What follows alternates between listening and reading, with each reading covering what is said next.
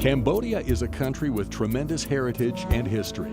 However, 30 years ago, it was controlled by the ruthless dictator Pol Pot, whose Khmer Rouge regime was responsible for the genocide of up to 30% of the country's population. As a result, approximately 80% of Cambodia's citizens are under the age of 30. Trapped in this tragedy because of such tremendous poverty, up to 40% of children less than 10 years old in the capital city of Phnom Penh are forced into prostitution. Sarah Bowling's organization World Child went to Cambodia to bring hope. Hope to children living in a nightmare, and hope to a country endeavoring to rise from the pain, violence, and destruction of its recent past. This mission was a milestone for World Child and impacted lives of thousands of Cambodians in Phnom Penh and 2 outlying provinces. Hundreds accepted Christ, and many were healed. By Western standards, 90% of Cambodia's population lives in poverty in rural provinces.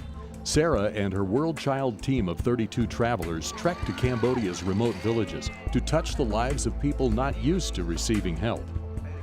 While in Cambodia, World Child partnered with a valued friend, Pastor Jesse McCall of New Life Fellowship, whose family has planted more than 60 churches in Cambodia and was an integral part of our previous ministry trip to Cambodia in 2006.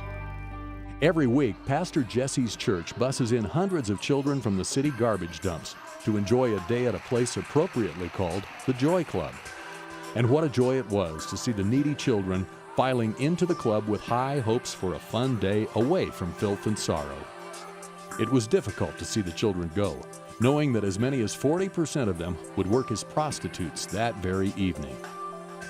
The next day, the travelers came face to face with the real Cambodia, the one few Westerners see, the Cambodia without electricity and running water, where people cope with extreme heat and humidity, torrential rains, and poverty.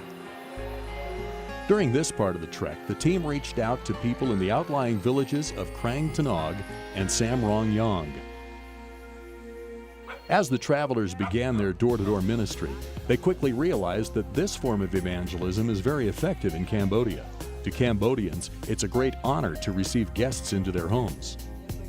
One of the most moving times of their door-to-door ministry occurred when one of the teams prayed for a young man suffering from hemorrhaging in his brain. Afterward, they led a woman in the salvation prayer. Sarah met with the Minister of Religious Affairs and other government officials from the province. He shared, very candidly, that he had been exploring Christianity and other religions, and concluded that while other religions take from the people, Christianity gives. World Child hosted outreaches attended by approximately 1,600 village children. While the babies and young children in the villages received prayer bearers, the World Child team also passed out 1,000 backpacks to the older children, filled with school supplies and personal hygiene items. That evening, more than 2,000 villagers surrounded the church grounds for a healing meeting. A man came forward after his eyesight improved. A young boy who lost his vision because of meningitis had his vision restored. On the night of the second healing meeting, a young boy who walked on his toes for 5 years because of an Achilles tendon injury could walk normally. On behalf of Sarah Bowling and World Child, we want to say thank you to the World Child team, our friends, partners, and World Child sponsors for helping us bring God's love, power, and word to this hurting nation.